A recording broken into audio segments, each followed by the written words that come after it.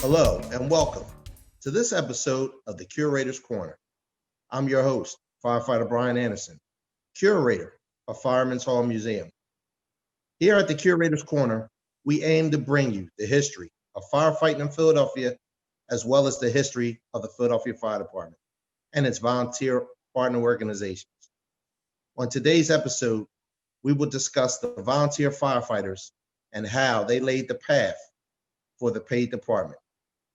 Joining me today is Lee Ryan, a volunteer and board member of Fireman's Hall Museum.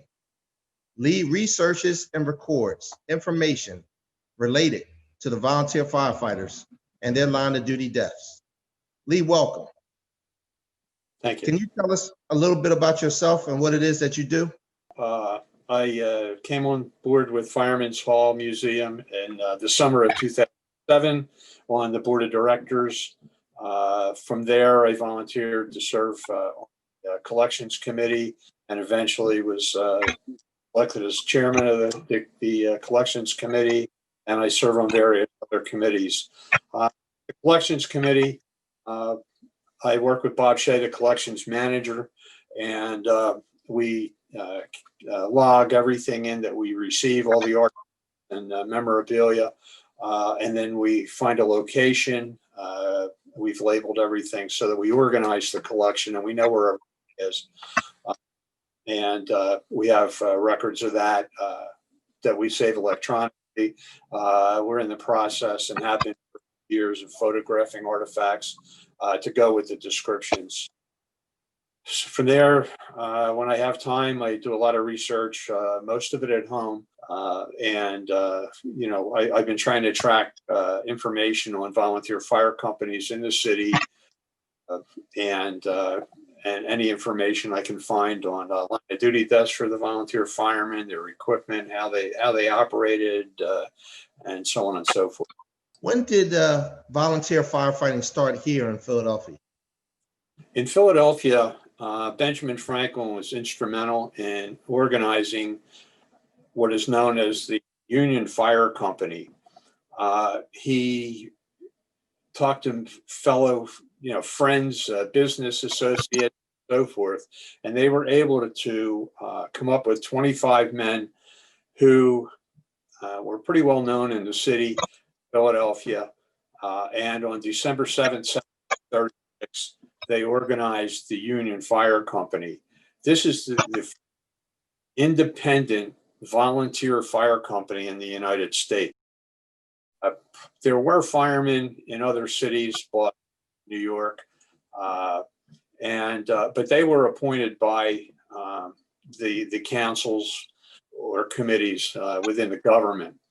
The Union Fire Company was strictly made up of members who funded their own projects.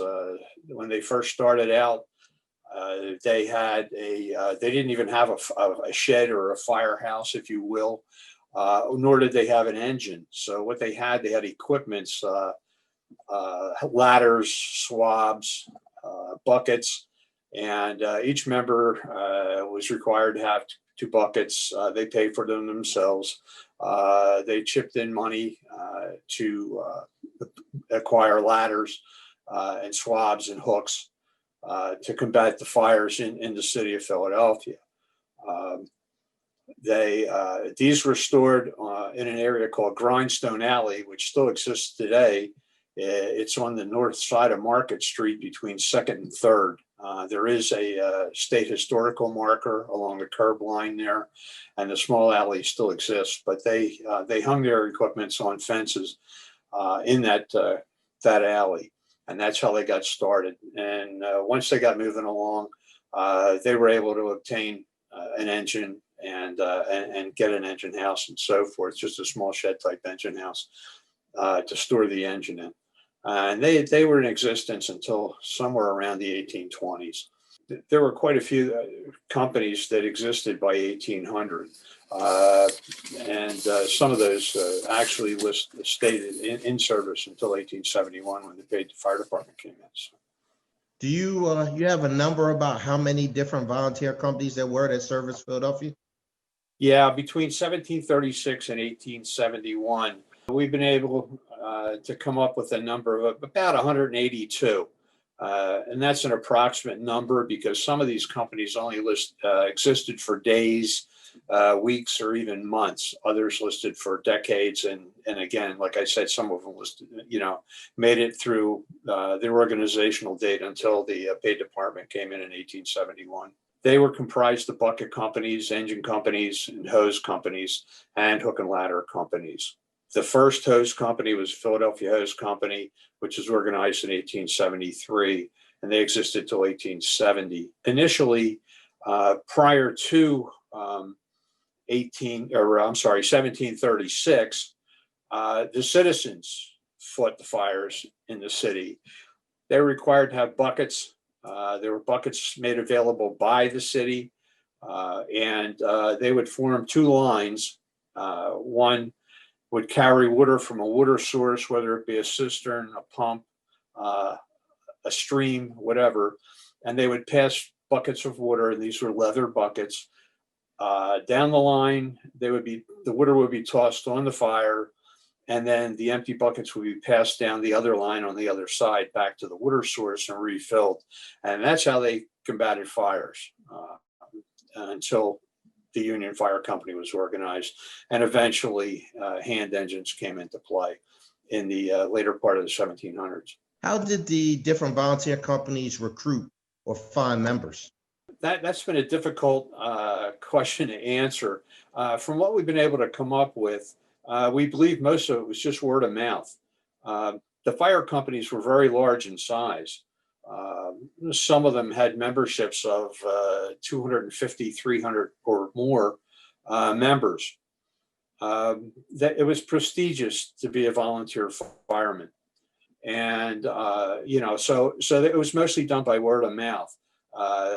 They didn't really, that we're aware of, we can't find anything that specifically stated, they went out and recruited people. There may have been handbills that were placed in different areas, but most of it was word of mouth.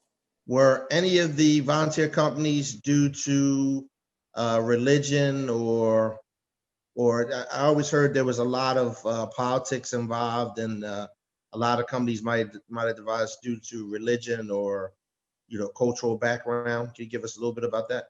I think a lot of it initially was cultural background, because in different sections of the city, you had different immigrants moving into the city, the Germans, the Irish, and so on and so forth, and later the Italians and so on. But a lot of the companies were formed by groups that had something in common. For example, the Cordwainer Fire Company was formed by a bunch of shoemakers.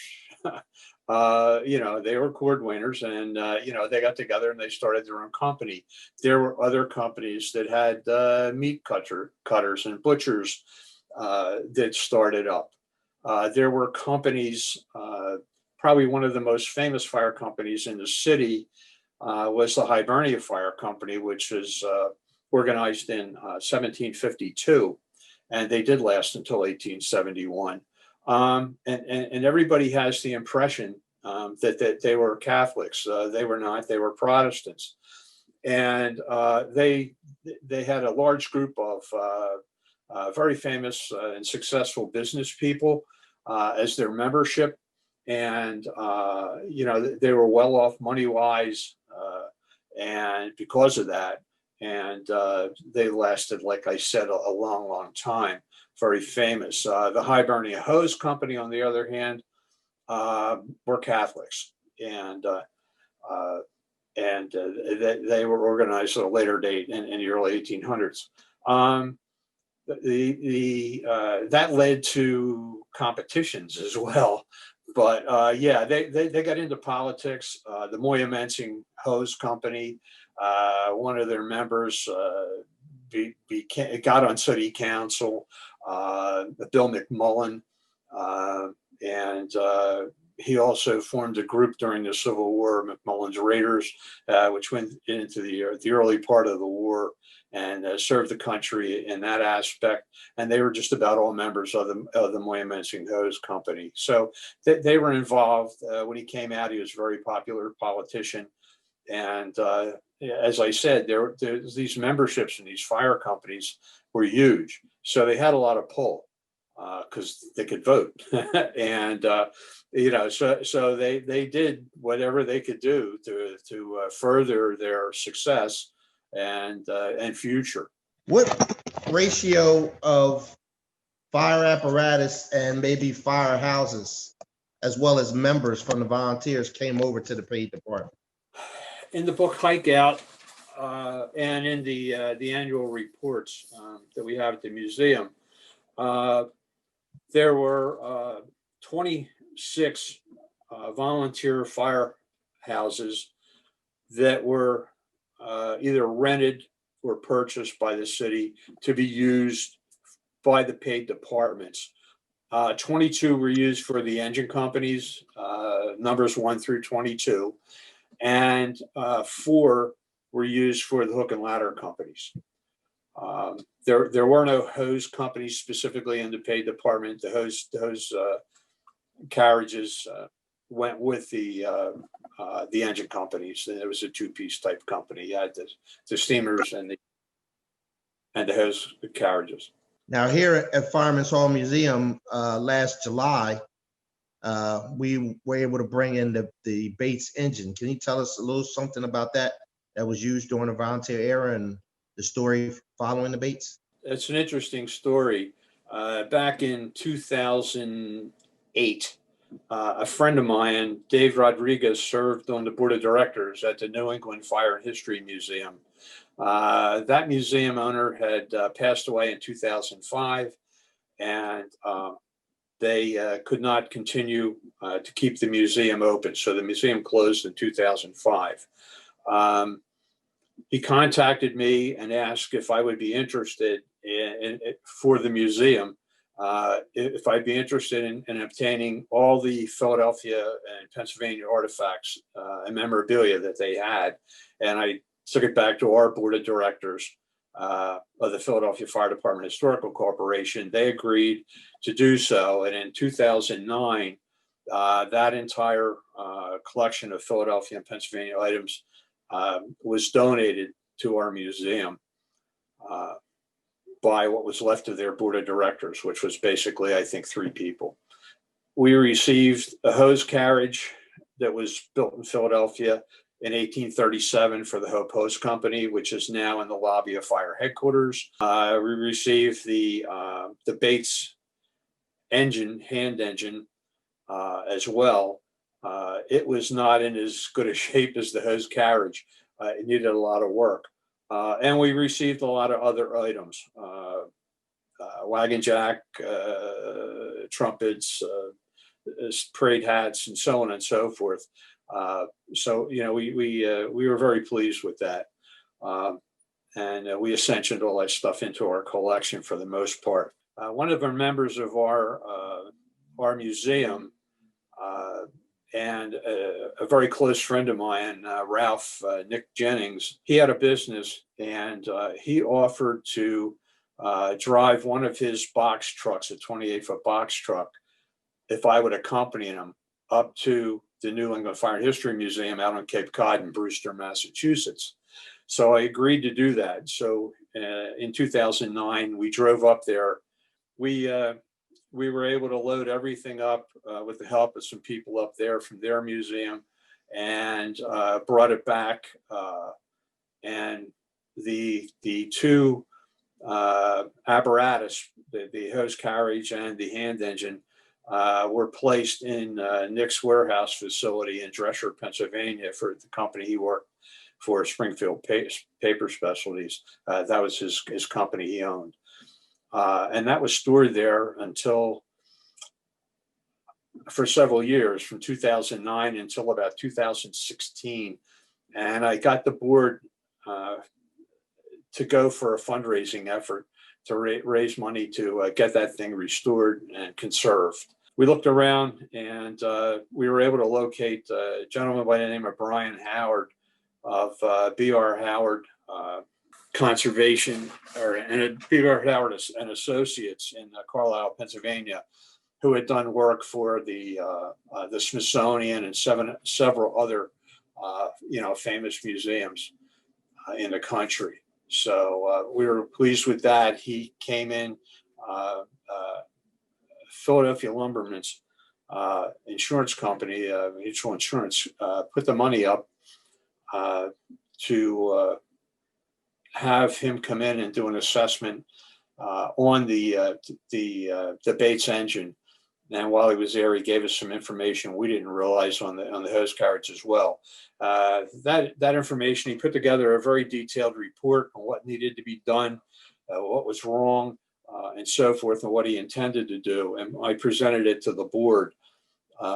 So we ended up raising, over a period of a few years, we raised over $30,000. And through corporate donations and private donations and so forth, and fundraisers that we did at the museum. With that, the board was able to sign a contract with Brian Howard for the restoration work, and you and I took it out there in 2018. I think it was in May, and went over everything with Brian Howard, and from there, he started the conservation and restoration work. That culminated with the hand engine being delivered back to the museum in July of 2019, July 22nd, 2019, and is displayed in the lobby of the museum today. We did an official housing on that in November 15th of 2019. But in the meantime, I did some research on Joel Bates, and the word was that I had gotten from New England Fire and History Museum that hand engine had been rescued during a low tide from the Delaware River in Philadelphia. The brake arms were sticking out above the water line, and there's no details of how it was rescued or whatever. But that rang a bell with me, and I know back in the early 1990s, I was doing research for the Camden Fire Department for their history book. I remember seeing something about a hand engine being rescued from the Delaware River, and I believe it was in the early 1950s. So that's the information we had. The conservator said that after examining the body of the engine and everything else, he would tend to agree with that. And he said the soot in the river, or the silt in the river, actually helped preserve the box of the engine. So that was always a good thing to know. But in my research, I found out that Joel Bates was born in New Jersey in 1842. He moved to Philadelphia, I'm not sure exactly when, but in 1827, he opened a business at 13 Drinkers Alley. Drinkers Alley's name was later changed to Carriage Street, and 13 Drinkers Alley is within within about 75 feet of where Fireman's Hall Museum is today, and to the rear of it. It was on the same side of Carriage Street as the museum, but it was between Front and Second. So he was a member of the Relief Fire Company. He built about 25 engines from all the research we've been able to do. As I said, he began in 1827, and he built engines until 1848. There were several in Philadelphia. Unfortunately, I've identified probably 12 or 13 of them to which companies he built them for, but I can't find the one for our Bates engine. But today, there's only a few of these engines left. There's one out in the Hall of Flame, which in Phoenix, Pennsylvania, or Phoenix, Arizona. I'm sorry. There's one that was built for the Union Fire Company in Medford, New Jersey, in 1844, as was the one that's in the museum out in Phoenix. And that fire company still has that hand engine. They were kind enough to go over some records with me and show me the engine and open it up and everything when we were doing the conservation on ours.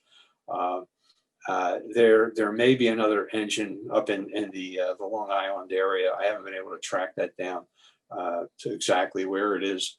But other than that, there are no other. Well, there is one. While we were doing this, the Kutztown Fire Company, a gentleman who had been a member there, contacted me, and they had one, and he sent me a picture of it, and it's the only hand engine from Bates that actually has the builder's plate on it. So he sent me a photograph of that and so forth. They had lost track of where it was, and it ended up in Maine, and they're getting it back, working out details as I speak. But other than that, there are no other Bates engines around. So it's a pretty rare piece. As you well know, the conservation and restoration work was fabulous. They were a great company to work with, and you and I had gone out for a few visits out there to see the progress and so forth, and we were really pleased with the results. Yeah, so to our viewers, please come down to Fireman's Hall Museum and come view the Bates engine, which stands right there in the lobby. So we're running short of time, but just one thing before we wrap up, Lee. Right here on our memorial wall, where we honor all of the firefighters who died on the line of duty, also stand the names of the volunteers. Can you tell us just a little bit about that real quick? Yeah, I've been doing a lot of research on that in the past few years as well. Right now, there are 75 names on the wall of volunteers. The first date being in 1791 when 12 unnamed volunteers were killed at a fire. And since in the past, I guess 5 or 6 years, I've been doing research, and I have about 22 more names that I have confirmed were line of duty deaths in the volunteers. And I have some more that were killed, but I don't have enough definitive information to add them to the wall. So eventually they will be added to the wall.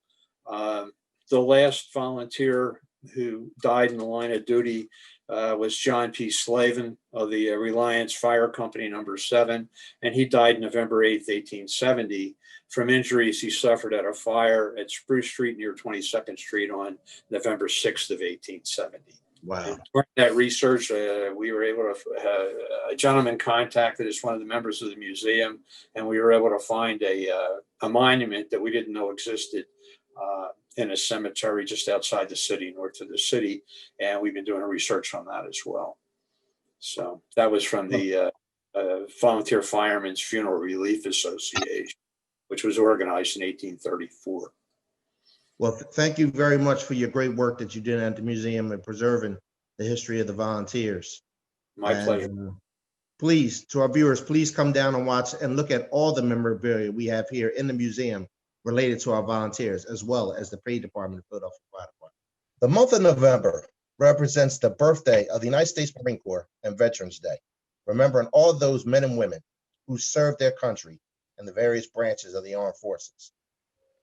Joining me now is firefighter William Burton from Engine 50, Platoon C, who served the United States Army and is a Purple Heart recipient. Will, could you tell us a little bit about your background and welcome? Hey, good morning, Brian. How are you? Thanks for having me on. I am William Burton. Went in the military when I was 19 after high school. Went into the luckily got accepted into the 101st Airborne 502nd Infantry Regiment.